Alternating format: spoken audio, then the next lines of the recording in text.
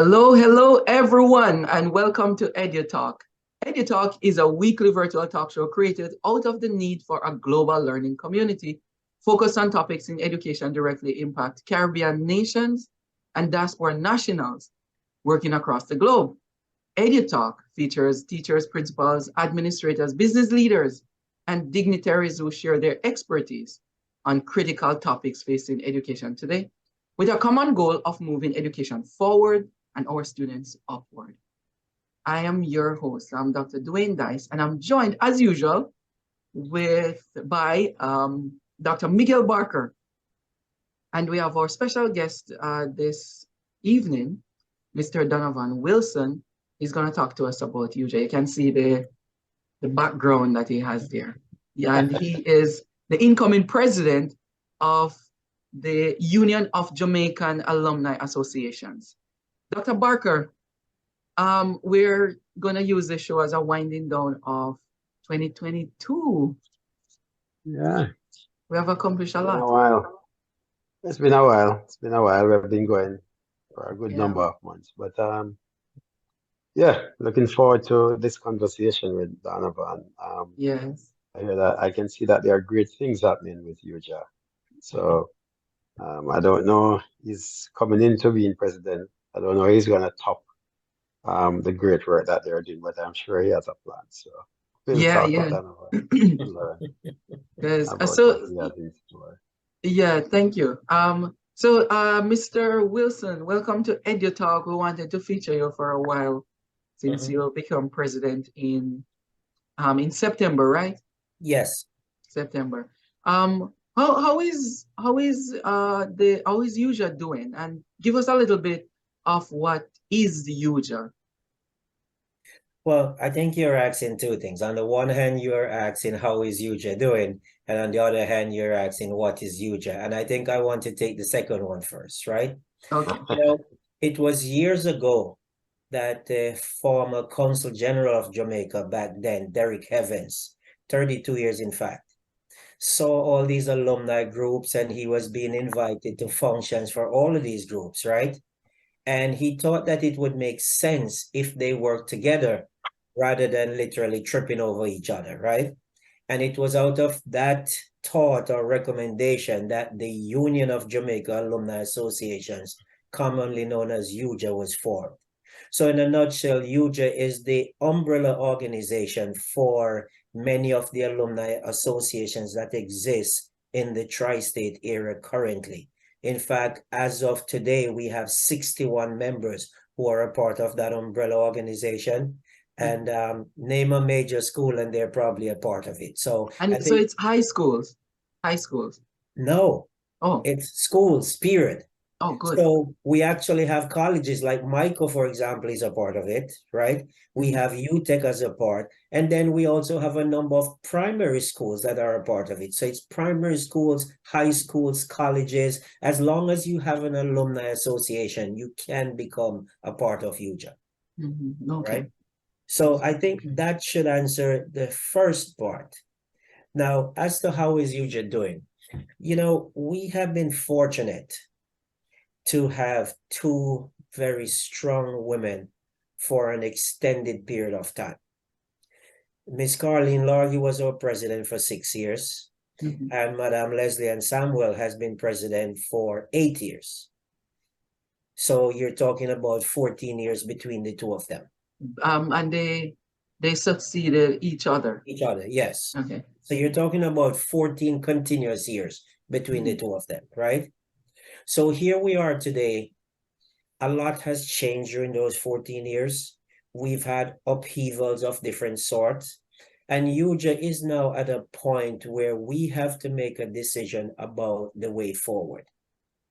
I will tell you that unlike some people who say that they were born to do something or they felt that it was their destiny to do something, I didn't feel that way. And for many years, I didn't feel that way, right?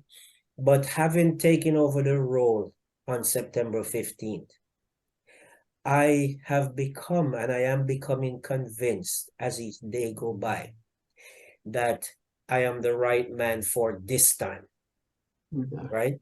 The right man for this time, given where we're sitting on the edge of having to move into a technology base, on the edge of having an older leadership structure among many of our alumni associations, and the need to bring younger folks in, on the edge of having to move from a dependency on giving from sponsors, giving from individuals, to where UJAA is now seen as a valuable partner that those sponsors feel they want to be a part of it because there's something for them to gain, right? So I think that if I can achieve those things along with a marvelous executive team that I have in place, right, where we have more partnerships and less begging, then we would have made a difference in terms of moving the needle forward. And that will be the focus over at least the next 2 years. Parker?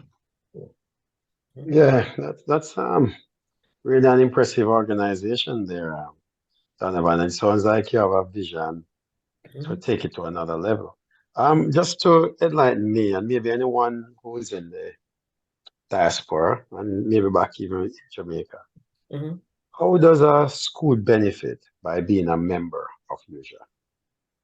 All right, and that's a great question. And there are a number of things that I want to highlight. The membership dues annually for being a part of UJAA is only $200. I say only $200. And in terms of how you benefit, let's look at a couple of them. One, we provide leadership training for our alumni leaders. In fact, we just had a leadership academy spanning May through August, right? And when I took a look at what was provided in our leadership academy, I can tell you that if our leaders were to go out there and to get that training from an institution somewhere, they would be looking at paying upwards of $1,500, right? So already there, their membership fees covered. The second thing is that given the power of UJAA, given how UJAA has worked over the years and our standing in the community, organizations may find that when they want to have a function where, for example, they want to rent a hotel ballroom, they get better rates because the hotel is keenly aware that this is a member of an organization that has the potential to funnel 60 organizations our way, and therefore we want to work well with them. Okay.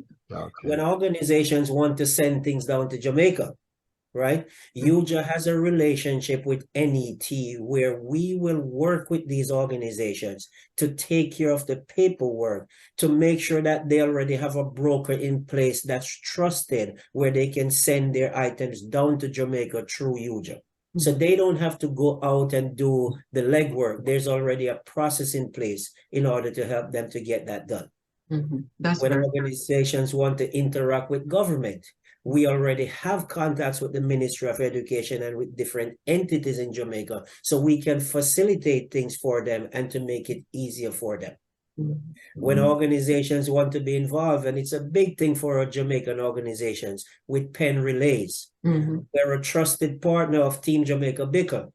And in addition to that, we're able to assist our organizations with hotel arrangements, with arrangements for transportation and so on. So again, they don't have to do the lead work. And finally, when organizations are struggling from a membership perspective or for a leadership perspective, we have what we call our board member liaison program, where we assign a board member to be the designate, if you will, with the organization. And that person can provide guidance and provide steer as they move forward. There are organizations, for example, which were formed and are not registered 501c3 organizations. We're able to provide them with the expertise to get them to navigate the state or federal system to get themselves registered, right? Additionally, there is a lot of what I call misinformation out there around what nonprofit organizations have to do with respect to taxes, right? Again, we are able to provide the expertise. We have people who are very versed in that area to guide them through getting themselves registered with the state and federal authorities, making sure that they're doing the appropriate filings and so on. Would you gentlemen know that there were organizations who did not realize that even if their gross intake for the year was less than $50,000, they still had to file a form with the government? Mhm. And they didn't know that if they didn't file that form for 3 years, they would lose their nonprofit status. Yes, yes, yes. Right? Yeah. So those are some of the things that we are able to keep our organizations educated about and to assist them to make sure that they're up to date. And I'm just getting started, but I will Yes. stop there. I think you'll see that they've all Yeah. really getting more benefit than the $200 per year, which they Yeah. pay for membership in UJAA. Yeah, and I know that you guys you help with the high school drums, the big tanks, the black tanks to provide water in Jamaica. 800-gallon tanks. And Yeah. we've been providing those tanks to the primary schools and the Mhm. basic schools for over a decade, Wow. right? Wow. And one of the targets we had for 2022 was to come up with at least 60 schools, since this is the 60th year of independence for Okay. Jamaica, that would Mm. receive water tanks for us, right? Mhm. They may not get all of them by the end of 2022, but Yeah. we'll certainly start delivering, having them delivered this year and continue that pledge into next year to make sure Mhm. at least 60 of those water tanks are delivered to these schools. All right, good. So now people understand what UJAA is and the work of UJAA, which is Union of Jamaican Alumni Associations, USA, Inc. Um, how did you become involved? Because you didn't just happen to become president yesterday. You have been involved quite a while. Talk to us. Well, I'll tell you, I attended St. Elizabeth Technical High School, known as STETS. Mhm. And again, you talk about being destined to do something. When I went to CAS, which is now UTech, Mhm. there was a gentleman who came up to me and he said, STETS does not have an alumni association. I would like to form one. Will you be a part of it? And of Okay. course, I said yes. So then fast forward 8 years, I migrated from Jamaica. And I was actually walking down the street in the Bronx one day. And who do you think I ran into? The same Same guy. gentleman, one Mr. Mhm. Patrick Joseph. And he said again, I didn't know that you were in the US, but I've been here for a couple of years and I want to form a STETS Alumni Association. Wow. So I got involved again. Yeah. And then after a couple of years, a young lady who was our treasurer back then and one of the founding members came to me and she told us about this organization called UJAA. Mhm. By then, Patrick had moved on and I had become the president of the STETS Alumni Association. And frankly, I was not convinced when she told me about it. It was kind of like, I don't see what UJAA can do for us. Mhm. Yeah. But she was insistent that I should at least check it out and it's something we should be a part of. Mhm. And my UJAA folks is probably going to kill me, even though many of them have heard this story before. I went to the first meeting and I said to Carlene, you know what? We'll become a member of UJAA, but you go to the meetings from now on. Oh God. So then 2015 comes along. Mhm. I don't know if you guys have ever heard that late night phone calls are usually not good phone Mhm. calls. Mhm. Yes, yes. But I had a phone call one night. It was probably around 10:30 from Leslie Ann. Mhm. And she said to me, I know you're the president of the STETS Alumni, and we have a vacancy on our board. Mhm. I would like you to consider completing the term of that person. Mhm. He was one of the directors then, and he was moving on to become treasurer of UJAA. So Mhm. she asked me to complete his term. And thought about it for a bit. And, Leslie Ann is one of those persons who, when she calls, she has lots of valid reasons why you should do it. And Mhm. so eventually I said yes. Yes, yes. So I joined the board to complete someone's term. I was elected as a director for my own term after that. Then I was elected as vice president for the organization, and I have been her vice president for 6 years. In fact, Oh wow. when her term was up, our Mhm. bylaws limit a president to 3 terms. Right. And when her term was up, I actually spearheaded the effort for us to suspend our bylaws, if you will, and Mhm. give her an additional 2 years, because I didn't believe that changing presidents in the middle of COVID was the Yeah, right thing to do, that's a good thing. right? Yeah. So that's kind of my UJAA involvement. And Mhm. at the end of her 4th term, I was elected as president. I was elected unopposed to be the Mhm. president. And Wow. we'll see what the future holds. Yes, yes. Hmm. Barker, you have a follow? No, it's just interesting to learn a little bit about UJAA. So since we're talking about you, Donovan, what is your platform? What is your, let's say, your manifesto, so to speak? You know, it's something I thought about as we move towards the election. And I've mentioned this to people before. In fact, it was maybe 3 years ago that I said in one of our executive retreat that UJAA does a lot of great work, but UJAA is not well known. Mm-hmm.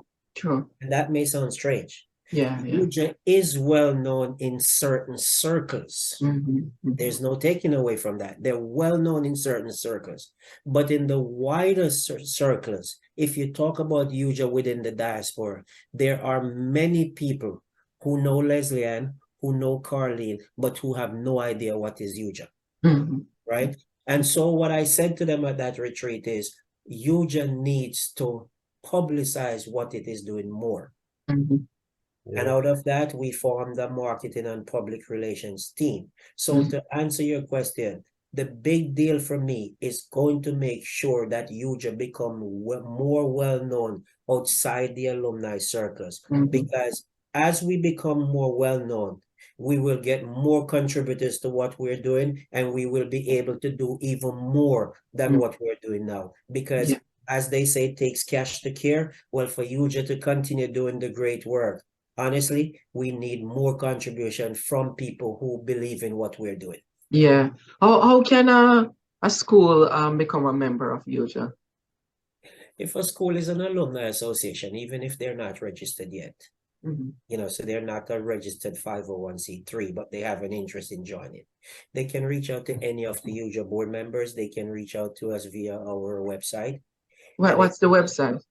It's www.ujausa.org. Please note it's .org, not .com, right? Okay. Or we've made it very easy for them to contact the president. It's UJAA Prez with a Z, UJAA @gmail.com. Okay. And if they reach out to us, we will get them started, and they become a member.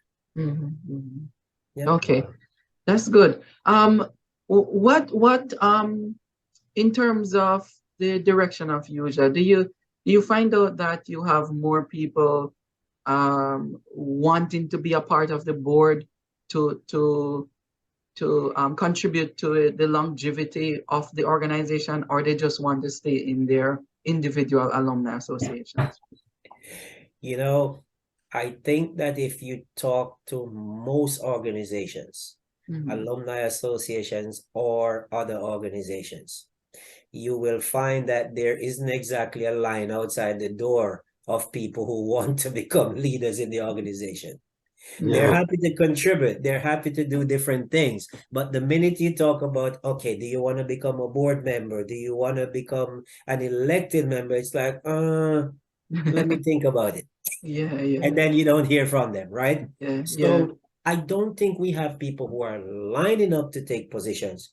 But I think what we've been very good at is looking for people who have the ability to make a difference and bringing them into the board.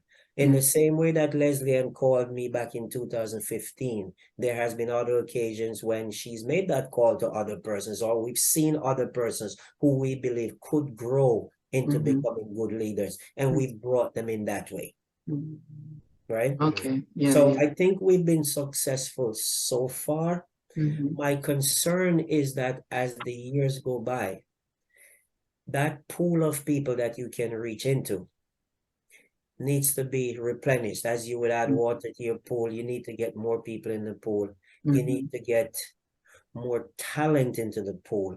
you need to tap into the younger alumni that's leaving school. True.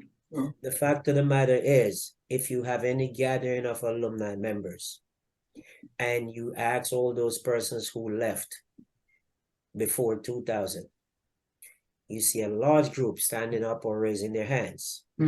If you ask all those persons who are alumni members who left after the year 2000, the numbers become a lot smaller. Wow. And if you ask for those who left, say, after 2020, you're blessed if you find one. Wow. So therein lies a problem that we have to face as we move towards the future. Yeah, yeah. So your strategy really works then to make sure that UJAA is known for this year and beyond. So, We have to, because I think if we become more known, we'll get more people who want to be involved. Yeah, and the initiative is great. All right. So on behalf Bargat, go ahead with your final question. No, what I wanted to continue that conversation about the need to replenish the stocks, so to speak. Yeah. Given that UJAA is a union of, sounds more like a federation when it's described than a union, but I suppose it's maybe one and the same. You're still dependent on those alumni organizations to they themselves replenish their stocks, right? Absolutely. In fact, and I'm glad you mentioned that. You know, for years, many of our alumni organization members looked at this as if you had UJAA over here and the alumni organizations over here. Yeah. And over the last couple of years, we have been driving the point home that they are UJAA.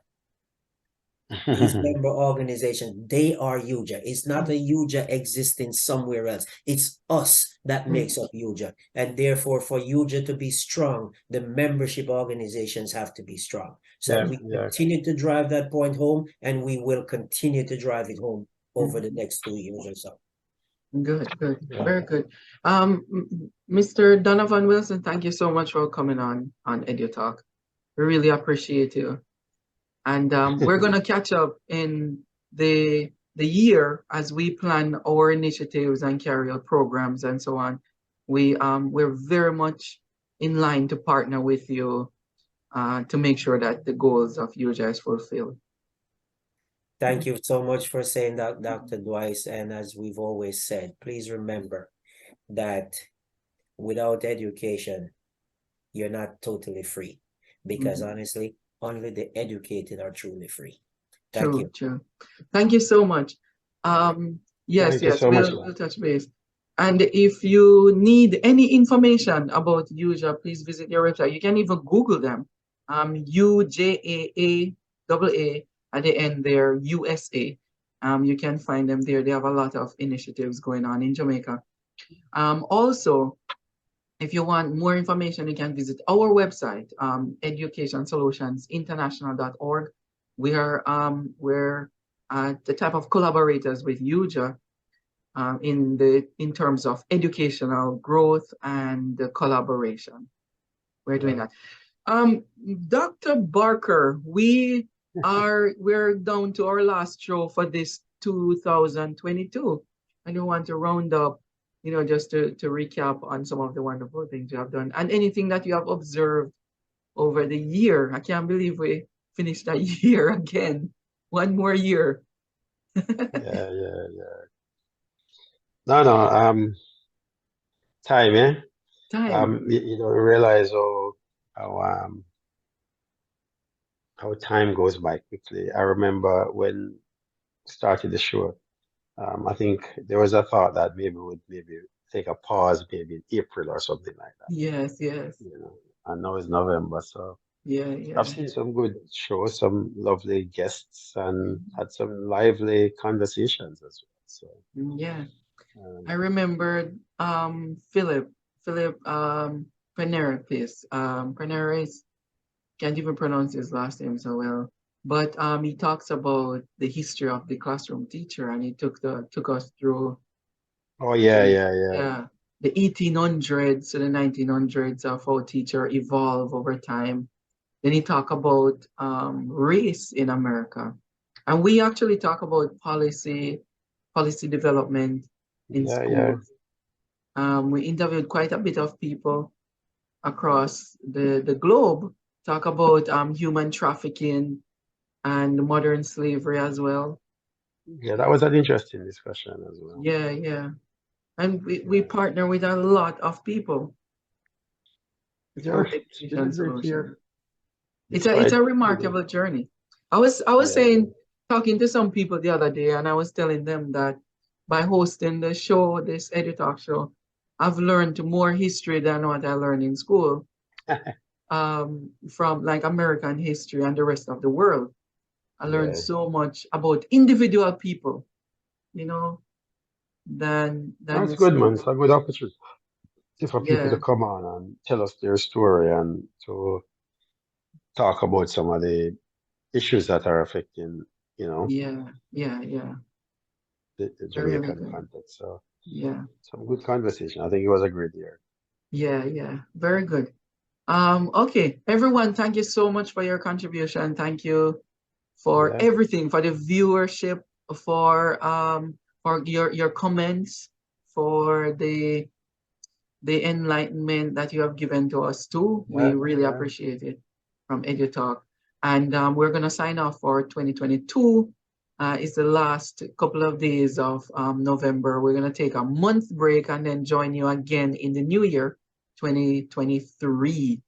And Yeah, just you yeah. can follow us on social media as well, and you can subscribe to Education Solutions International TV on YouTube, or visit our website, educationsolutionsinternational.org, and you will see Dr. Barker, myself, Judy Villeneuve Dice on there. We're doing a wonderful, wonderful thing in the education area. No, no, that's great, man. It's a good All right. addition to this. Yes. Yeah. So Dr. Barker, I'll see you again. Just keep it live and wonderful as we Same get to to the you, end man. of this year. Happy Thanksgiving when it comes. Yes. While we're thanking people. So the main thing is to not too stressed about anything, just be Mhm. thankful. Mhm. As one of my friends would say, have an attitude of gratitude. So Yeah, yeah, we're thanking people all the time. yeah, yeah. That's true. That's true. And remember people who are less fortunate too, especially when you're digging into the turkey.